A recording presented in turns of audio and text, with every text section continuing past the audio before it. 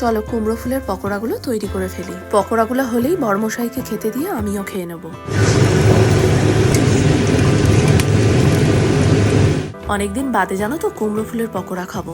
এখন তো খুব একটা বাজারে পাওয়াও যায় না। যদি খুব সকাল সকাল বাজারে যাওয়া যায় তাহলে পাওয়ার একটা চান্স থাকে, তাও আবার মাঝের মধ্যে। আজকে আবার বড়মশাইয়ের একটু কাজের চাপ আছে। বুনু সন্ধ্যেবেলা অফিস থেকে আসার পর ও আর আমি গিয়েছিলাম দশকর্মার দোকানে।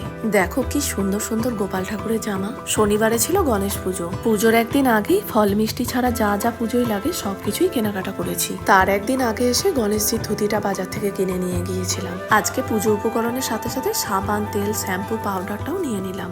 কত আপনার? 55 টাকা। শনিবার দিন দুপুরের জন্য এক বান্ডেল কাগজের পাতা নিয়ে নিলাম। আর এই মগটা হলো আমার ঠাকুরের কাজে ব্যবহার করার জন্য। ব্যাগটা জানো তো আমার ভীষণ ভারী হয়ে গেছে। দুটো মঙ্গল ঘট